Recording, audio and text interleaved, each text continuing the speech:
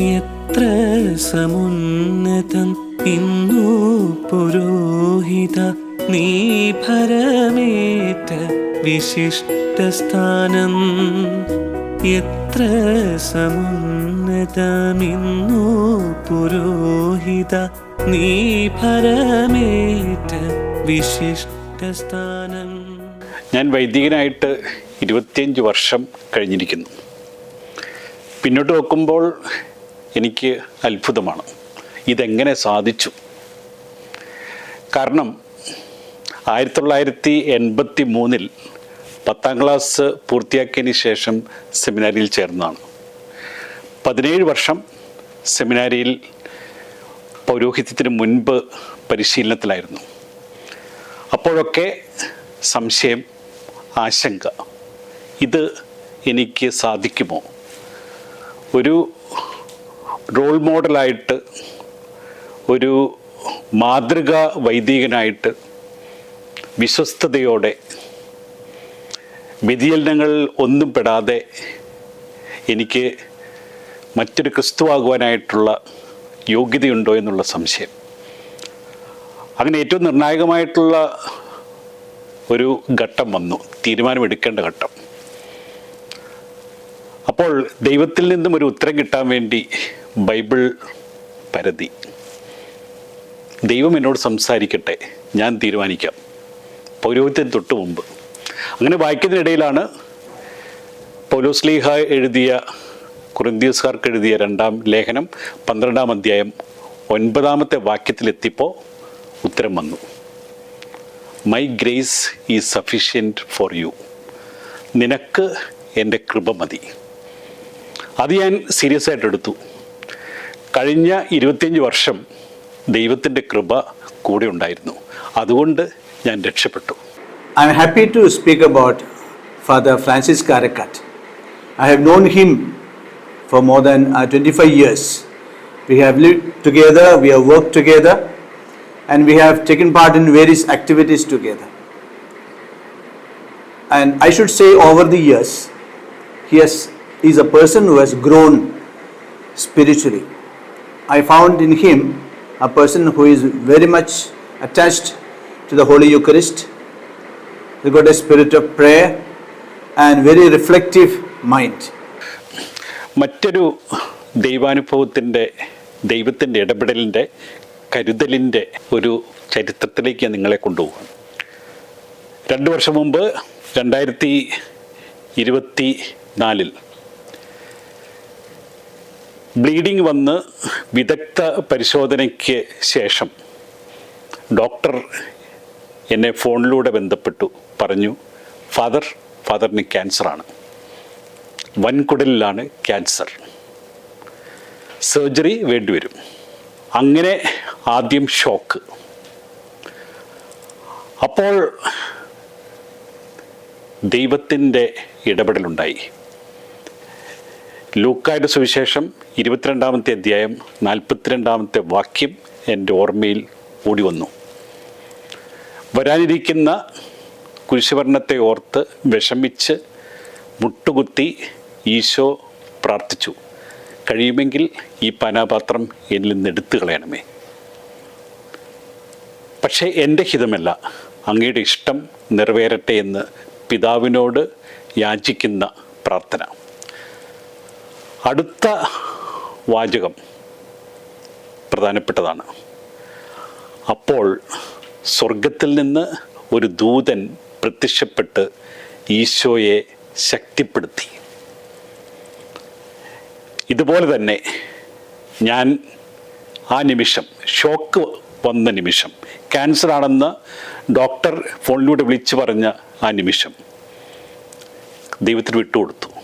ഞാൻ പറഞ്ഞു, ഇതുവരെയും ഞാൻ മറ്റുള്ളവരുടെ ജീവിതം കുറിച്ച് ആളുകളെ പ്രചോദിപ്പിക്കുകയായിരുന്നു. ഇനി എൻ്റെ ജീവിതമാകട്ടെ മറ്റുള്ളവർക്ക് പ്രചോദനം. ഞാൻ ക്യാൻസറിനെ തോൽപ്പിക്കും, ക്യാൻസറിനെ അതിജീവിക്കും. സർജറി കഴിഞ്ഞു. 21ാം ദിവസം ഞാൻ പ്രിൻസിപ്പലിൻ്റെ ഓഫീസിൽ പൂർവാധികം ശക്തിയോടെ ക്യാൻസറിനെ അതിജീവിച്ച് തിരിച്ചു വന്നു. ദൈവ കൃപ. എന്ത് സംഭവിച്ചാലും ഞാൻ കൂടെയുണ്ട്, സഹയാത്രികനായി, ഇപ്പോൾ സൗഖ്യദായകനായി. ഡിഗ്രിക്ക് സെൻറ് തോമസ് കോളേജിൽ പഠിക്കുന്ന സമയത്താണ് എൻ്റെ എഴുത്തിലുള്ള അഭിരുചി ഞാൻ തിരിച്ചറിഞ്ഞത്. ഉപന്യാസ മത്സരത്തിൽ പങ്കെടുക്കുവാൻ വേണ്ടിയിട്ട് ആളെ കിട്ടാത്തൊരവസ്ഥയിൽ ഇംഗ്ലീഷ് ഡിപ്പാർട്ട്മെൻറ്റ് മേധാവി പ്രൊഫസർ ജോർജ് വേനാച്ചേരി നിർബന്ധിപ്പിച്ച് എന്നെക്കൊണ്ട് സൗത്ത് ഇന്ത്യൻ ബാങ്ക് നടത്തിയ കോളേജ് വിദ്യാർത്ഥികൾക്ക് വേണ്ടിയുള്ള ഒരു ഉപന്യാസ മത്സരത്തിൽ എന്നെക്കൊണ്ട് നിർബന്ധിപ്പിച്ച് പങ്കെടുപ്പിച്ചു. സംസ്ഥാന തലത്തിൽ പ്രൈസ് കിട്ടി. അവിടെയായിരുന്നു എൻ്റെ എഴുത്തിൻ്റെ തുടക്കം. എനിക്ക് പ്രശോഭിക്കാൻ പറ്റിയ മേഖല ദൈവം എനിക്ക് കാണിച്ചു തന്ന ദൈവകൃപയുടെ നിമിഷം. പിന്നീട് ദേശീയ തലത്തിൽ ബാബ ആറ്റോമിക് റിസർച്ച് സെൻറ്റർ നടത്തിയ മറ്റൊരു ഉപന്യാസ മത്സരത്തിൽ സമ്മാനം കരസ്ഥമാക്കി. ബാബ ആറ്റോമിക് റിസർച്ച് സെൻറ്ററിൻ്റെ അംഗീകാരം. അങ്ങനെയാണ് ഞാൻ ജേർണലിസത്തിലേക്ക് കടന്നത്. അത് ദൈവത്തിൻ്റെ കൃപ കൊണ്ട് ഈ കലാലയത്തിൽ ഡോൺ ബോസ്കോ കോളേജിൽ ജേർണലിസം ഡിപ്പാർട്ട്മെൻറ്റ് സ്ഥാപിക്കുവാനായിട്ടുള്ള അവസരം ദൈവം ഉണ്ടാക്കി തന്നു. അങ്ങനെ ദൈവകൃപയുടെ 25 വർഷങ്ങളാണ് കടന്നു പോയിട്ടുള്ളത്. അച്ഛൻ്റെ ആ ഒരു കഠിനാധ്വാനത്തിൻ്റെ ഫലമാണ് ഇതൊക്കെ എന്നുള്ളതാണ് അതിൻ്റെ വാസ്തവം. ശരിക്കും അധ്വാനിച്ച് തന്നെ നേടിയിട്ട നേട്ടങ്ങളാണ് അച്ഛൻ്റെ ജീവിതത്തിലുണ്ടായിട്ടുള്ളത്. അതുകൊണ്ട് തന്നെ ഏതൊരു കാര്യം ചെയ്യാനാണെങ്കിലും അച്ഛൻ വളരെ കൃത്യതയോടുകൂടി വളരെ പ്ലാൻ ചെയ്ത് ആണ് കാര്യങ്ങൾ ചെയ്യുക. അതുപോലെ തന്നെ എത്ര നേരം വേണമെങ്കിലും ഒരു കാര്യം ചെയ്യാനായിട്ട് അച്ഛൻ അത് ചെലവഴിക്കുന്നതിന് അച്ഛൻ ഒരു മടിയുമില്ല. പക്ഷേ ആളൊരു വളരെ സിമ്പിളായിട്ടുള്ളൊരു മനുഷ്യനാണ്. അങ്ങാടിക്കടവ് ഡോൺ ബോസ്കോ കോളേജ് ഒരു അത്ഭുതമാണ്. 2002 ഈ കുഗ്രാമത്തിൽ ഈ കോളേജ് തുടങ്ങുമ്പോൾ എല്ലാവർക്കും ആശങ്കയുണ്ടായിരുന്നു. സംശയത്തിൻ്റെ നിഴലിലാണ് ഈ കോളേജിൻ്റെ നാളുകളെപ്പറ്റി ആളുകൾ വിലയിരുത്തിയത്. 2002 ഞാൻ എറണാകുളത്ത് ഡോൺ ബോസ്കോ മാസികയുടെ എഡിറ്ററായിട്ട് സേവനമനുഷ്ഠിക്കുന്ന സമയത്താണ് എന്നോട് ഈ കോളേജ് തുടങ്ങുന്ന സമയത്ത് വരുവാനായി പ്രൊവിൻഷ്യൽ ആവശ്യപ്പെട്ടത്. അന്ന് ഒന്നുമില്ലാത്ത ഒരിടത്ത് നിന്ന് ഈ കോളേജ് ഈ ഒരു തലത്തിലേക്ക് കണ്ണൂർ യൂണിവേഴ്സിറ്റിയുടെ ഒരു മോഡൽ കോളേജ് എന്ന നിലയിലേക്ക് അംഗീകരിക്കപ്പെടുവാനായിട്ടുള്ള കാരണം ഒന്നാമതായിട്ട് ദൈവകൃപയാണ്.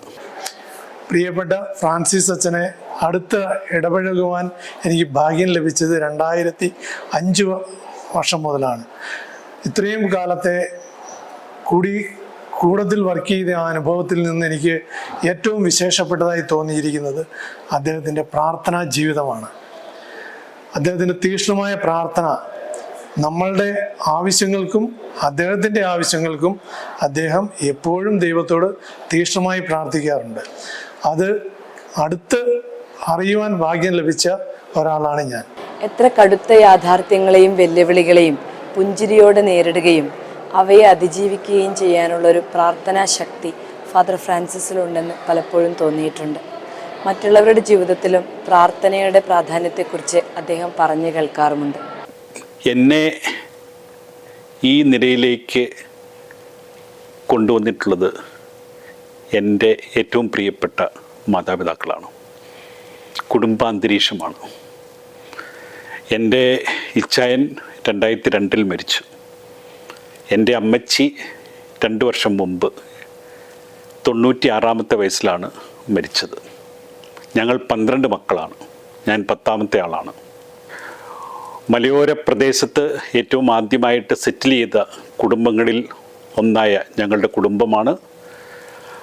കുടുംബത്തിൽ നിന്നാണ് എപ്പോഴും അച്ഛന്മാർക്ക്, ഇടവക വികാരിമാർക്ക് ഭക്ഷണ സാധനങ്ങൾ തയ്യാറാക്കി അമ്മച്ചി നൽകിയിരുന്നത്. ഇച്ചായൻ ആണ് പള്ളിയിലെ വർഷങ്ങളോളം ഉണ്ടായിരുന്ന കൈക്കാരൻ. പൊതു പ്രവർത്തനത്തിന് വേണ്ടിയിട്ട് മുൻപിൽ റോഡ് പണിക്കായും സ്കൂൾ പണിയാനായിട്ടും ഒക്കെ മുന്നിൽ നിന്ന ആൾ. അങ്ങനെ സ്ഥിരമായിട്ട് വീട്ടിലുണ്ടാക്കിയ അച്ചാർ, മീനച്ചാർ, നാരങ്ങ അച്ചാർ, ഇറച്ചി അച്ചാർ, ഇങ്ങനെ ചമ്മന്തിപ്പൊടി, ഇങ്ങനെ അച്ചാർ ഇടവക വികാരിക്ക് കൊണ്ടേ കൊടുക്കുവാൻ വേണ്ടിയിട്ട് മിക്കപ്പോഴും വീട്ടിൽ നിന്ന് പോയിരുന്നത് ഞാനാണ്. അങ്ങനെ അച്ചാർ കൊടുത്ത് അച്ഛനാകാനായിട്ടുള്ള ഒരു ഉൾവിളി എനിക്കുണ്ടായി. അങ്ങനെ സെമിനാരിയിൽ വന്നു. ഇന്ന് അച്ഛനായി 25 വർഷം കഴിഞ്ഞിരിക്കുന്നു. എല്ലാം ദൈവത്തിൻ്റെ കൃപ. എത്ര സമുന്നതം ഇന്നു പുരോഹിത നീ ഭരമേറ്റ വിശിഷ്ടസ്ഥാനം. എത്ര സമുന്നതമിന്നു പുരോഹിത നീ ഭരമേറ്റ വിശിഷ്ടസ്ഥാനം.